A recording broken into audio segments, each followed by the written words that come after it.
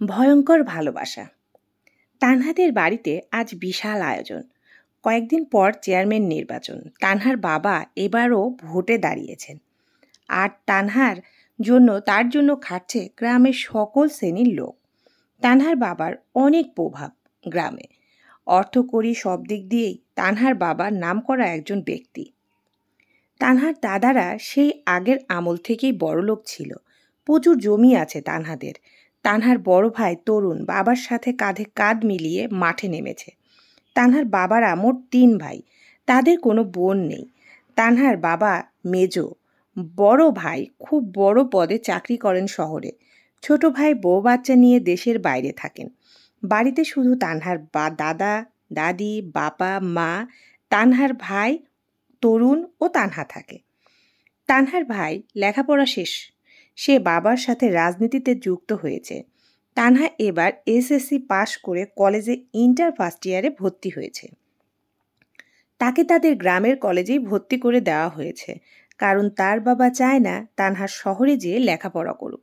তানহা দেখতে ভীষণ সুন্দরী, কিন্তু তানহার একটা মাত্র দুঃখ আছে।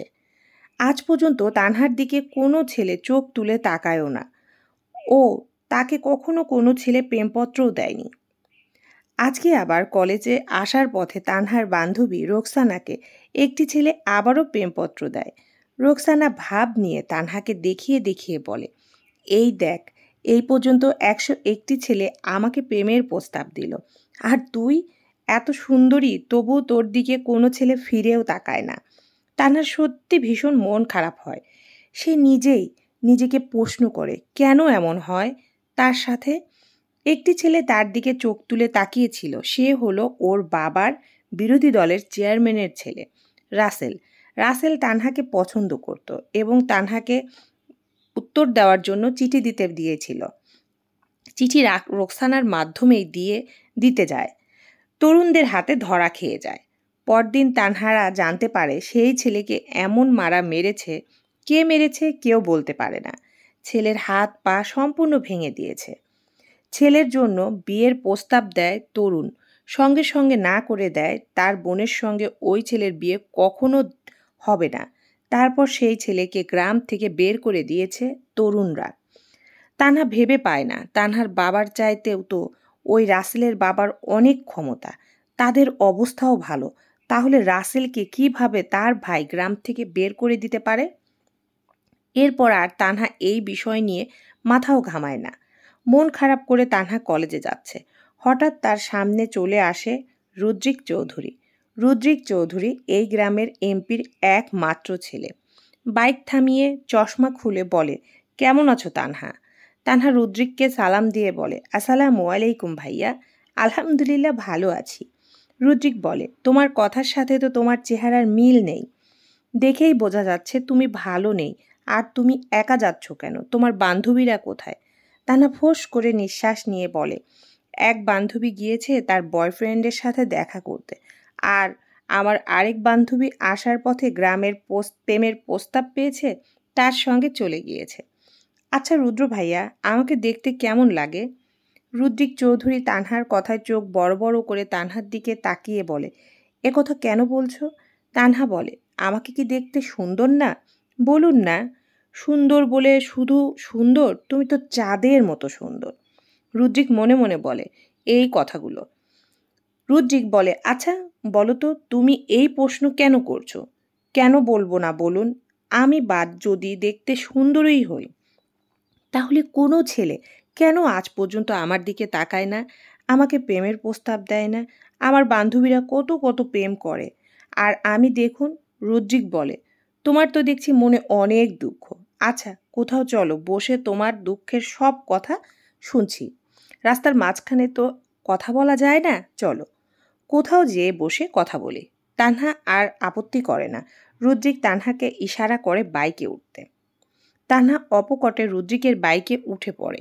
তানহা শুধুমাত্র রুদ্রিকের বাইকেই ওঠে, অথচ গাধা তানহা কখনো বুঝতেই পারে না সে যে তো আর কারুর বাইকে চড়ে না। রুদ্রিক বাইক স্টার্ট করে সোজা চলে যায় একটি কফি শপে। কফি শপের সামনে বাইকটা সাইড করে। এটা গ্রাম অঞ্চল হলেও গ্রামটা অনেক উন্নত। এখানে school, college, varsity, coffee shop, shopping mall, hospital সব কিছুই এখানে করেছে রুদ্রিকের বাবা। কারণ রুদ্রিকের বাবা এই অঞ্চলের একজন নামকরা এমপি। তিনি এখানকার দুইবার বিজয়ী হওয়া এমপি সাহেব। আর তিনি চান তার অঞ্চলকে আরও উন্নত করতে। আর এখনকার বর্তমান চেয়ারম্যান তানহার বাবা। এবারও তিনি চেয়ারম্যান পদে পদপ্রার্থী আছেন। এই গ্রামটা ভীষণ সুন্দর। শুধুমাত্র এই গ্রামের বিরোধী দলের চেয়ারম্যানের ছেলে বেশি উচ্ছৃঙ্খল ও বেয়াদব। আর সেই চেয়ারম্যানের ছেলের নজরেই পড়েছিল তানহার দিকে। তানহাকে বিয়ে করার জন্য তাদের বাড়িতে প্রস্তাব পর্যন্ত পাঠায়। তানহার বড় ভাই তরুণ সঙ্গে সঙ্গে তার বাবাকে বলে, বাবা, এটা হচ্ছে ওদের রাজনৈতিক চাল। সেই বিয়ের প্রস্তাব তারা নাকচ করে দেয়।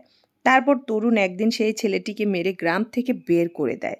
তানহাকে নিয়ে রুদ্রিক কফি শপের ভিতরে ঢুকে। কফি শপে বসে কিছু খাবার অর্ডার দিয়ে রুদ্রিক তানহাকে বলে, এবার বলো, তোমার সমস্ত কথা শুনব।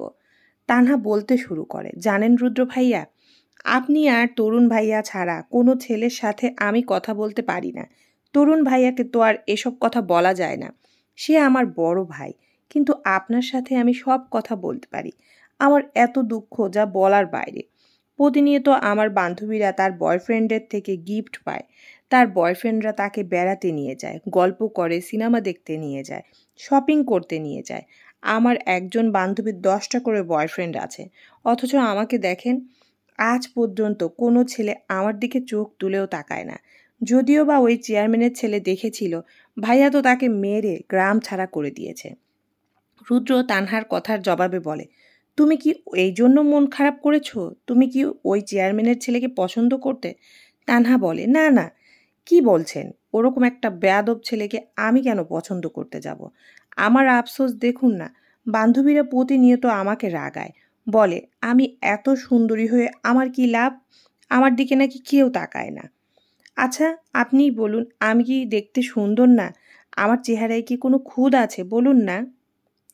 রুদ্রিক তানহাকে বলে, আমার দেখা তুমি হলে সবচেয়ে সুন্দরী মেয়ে। তোমার চুল, তোমার চোখ, তোমার ঠোঁট এত সুন্দর। তোমার মতো এত সুন্দরী মেয়ে আমি জীবনেও দেখিনি। সত্যি বলছেন রুদ্রিক ভাইয়া? 100% সত্যি বলছি। আপনিও বলছেন আমি সুন্দরী। দাদিমা, দাদাভাই সবসময় বলে আমি অনেক সুন্দরী। তাহলে কেন কোনো ছেলে আমাকে পছন্দ করে না? এই দুঃখে আমার রাখার জায়গা নেই। রুদ্রিক তানহাকে বলে, তানহা, তুমি প্রেম করতে চাও কি জন্য? তানহা বলে, প্রেম করব কি জন্য জানেন? আমার বান্ধবীরা তার বয়ফ্রেন্ডের সাথে বাইকে চড়ে ঘুরতে যায়, নদীর ধারে যায়, সিনেমা দেখতে যায়, ফুচকা চটপটি খেতে যায়। আর আমি কোথাও যেতে পারি না। সারাদিন কলেজের পর বাসায় যেয়ে বসে থাকতে হয়। আগে বিকালে রোকসানা, মরিয়ম আমাদের বাসায় আসতো। এখন ওরাও আসতে চায় না। কারণ বিকাল হলে ওরা ফোনে ওদের বয়ফ্রেন্ডের সাথে চ্যাট করতে থাকে মোবাইলে। বলুন না, আমারও তো শখ হয়, আমারও তো ইচ্ছা জাগে, আমারও কেউ একজন থাকবে যার সাথে আমিও গল্প করব। তাহলে এক কাজ করি, তোমার জন্য পাত্র দেখতে শুরু করি। তুমি বিয়ে করে সরাসরি হাজবেন্ডের ঘরে চলে যাও। হাজবেন্ড তোমাকে নিয়ে ঘুরবে, বেড়াবে, সিনেমা হলে যাবে, নদীর ধারে যাবে, ফুচকা খেতে নিয়ে যাবে। আরে না না রুদ্রিক ভাইয়া, আপনি বুঝতে পারছেন না। হাজবেন্ড কেন, আমি তো এখন বিয়েই করব না। আমি আগে ইন্টার পাস করব, অনার্সে ভর্তি হব, তারপর বিয়ে করব। কিন্তু প্রেম তো প্রেমই, তাই না? প্রেমিকের সাথে ঘোরার মজা কি আর কোথাও আছে বলুন? রুদ্রিক বলে, ও আচ্ছা, ঠিক আছে। মন খারাপ করো না, যখন প্রেমিক আসার সময় হবে তুমি নিজেও টের পাবা না। প্রেমিক তোমার কাছে চলে আসবে। এর মধ্যে ওদের খাবার চলে আসে। ওরা নাস্তা করে নেয়। তারপর রুদ্রিক তানহাকে বাইকে করে তার বাসায় পৌঁছে দিয়ে আসে। আজকে হঠাৎ করে তানহার কাছে একটি পার্সেল এসেছে তার কলেজে। কেউ কখনো বোধহয় এত বড় পার্সেল চোখেও দেখেনি। একটি ছেলে জিনিসগুলো নিয়ে এসে বলে, তানহা আপু, আপনার জন্য এই পার্সেল আর ফুল পাঠিয়েছে। ফুল বললে ভুল হবে, যেন পুরো বাগান পাঠিয়ে দিয়েছে। অবাক হয়েছে তানহা ও ওর বান্ধবীরা। ছেলেটি সব কিছু তানহাকে বুঝিয়ে দিয়ে চলে যায়। এত ফুল, এত বড় পার্সেল, পার্সেলের উপর একটি কার্ড রাখা। কার্ডটি টান দিয়ে হাতে তুলে নেয় তানহা। কার্ডটি খুলে দেখে কার্ডটিতে লেখা, আমার চোখে তুমি দেখা বিশ্বের সেরা সুন্দরী। আমার চোখে তুমি দেখা আমার স্বপ্নের পরী। আমার চোখে তুমি দেখা মিষ্টি সুরের বাঁশরী। আমার চোখে তুমি দেখা ভোরের মিষ্টি রোদ, সেই আলো আমার চোখে তুমি দেখা আমার ভালোবাসা, তোমার ভয়ঙ্কর ভালোবাসার মানুষ। তানহা এটা দেখে খুশিতে আবেগে আপ্লুত হয়ে যায়। তানহা খুশিতে তার সব বান্ধবীদেরকে বলতে থাকে, তোরা না সবসময় বলতি আমার কোনো বয়ফ্রেন্ড নেই, এই দেখ আমারও এখন থেকে প্রেমিক হয়ে গিয়েছে।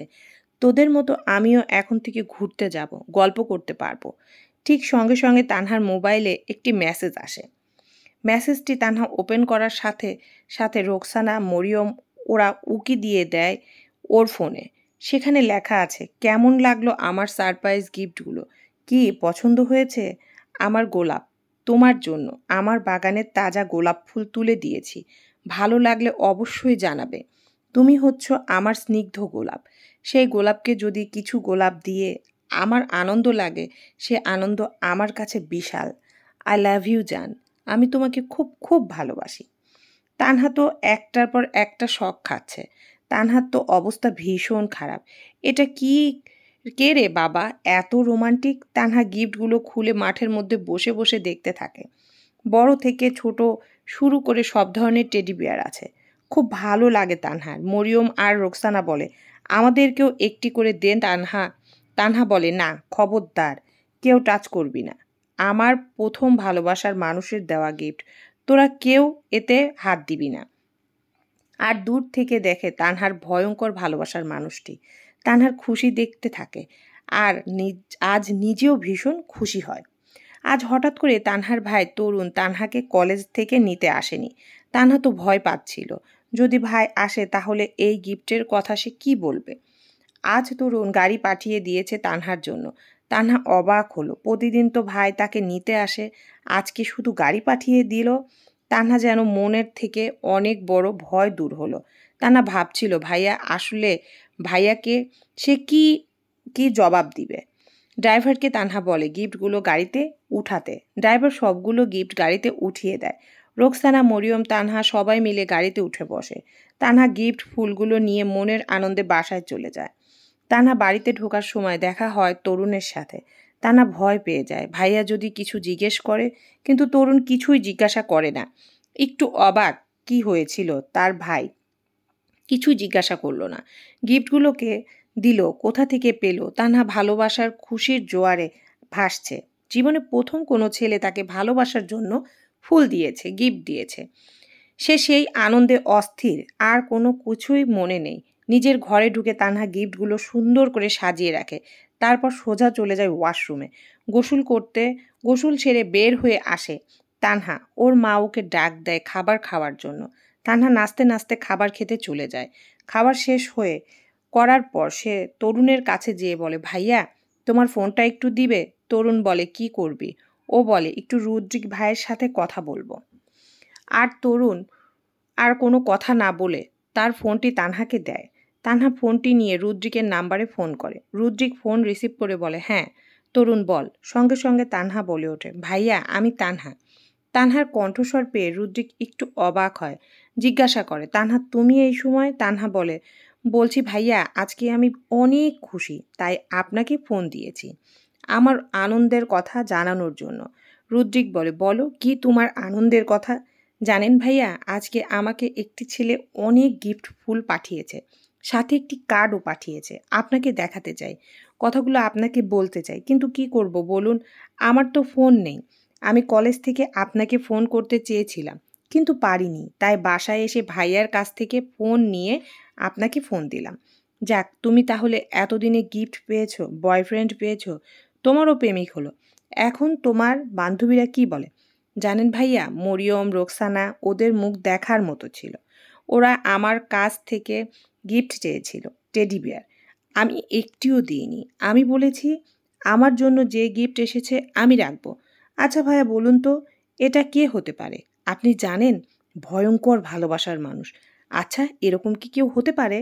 রুদ্রিক উত্তর দেয়, হতে পারে সে তোমাকে খুব বেশি ভালোবাসে, ভয়ঙ্কর রকমের ভালোবাসে, এই জন্যই হয়তো এটা লিখেছে। তুমি তো খুবই স্পেশাল একজন, এই জন্যই স্পেশাল কেউ তোমাকে ভালোবাসে।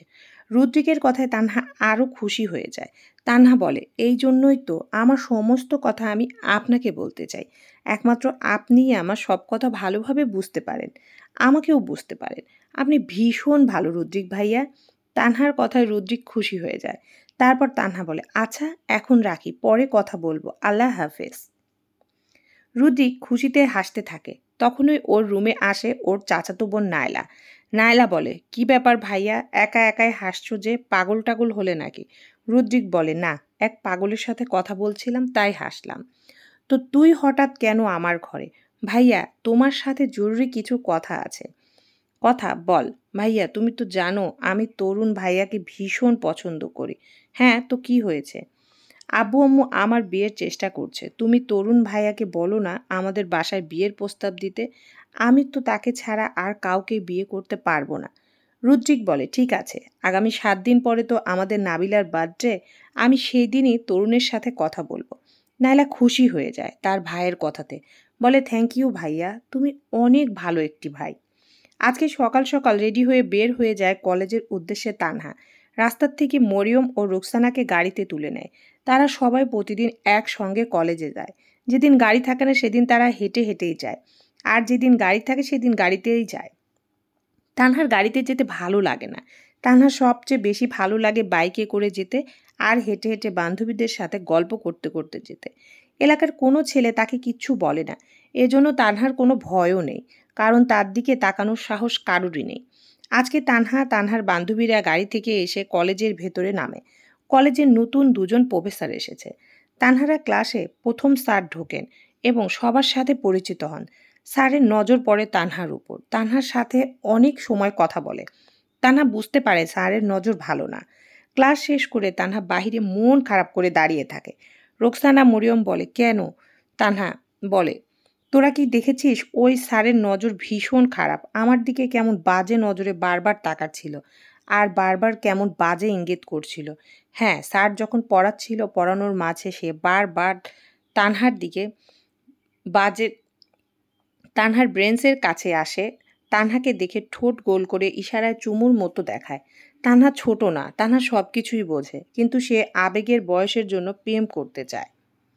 তানহার 2 বান্ধবীর ফোনে তাদের বয়ফ্রেন্ডের ফোন আসে। তারা 2 বান্ধবী তানহাকে বাই বলে চলে যায়।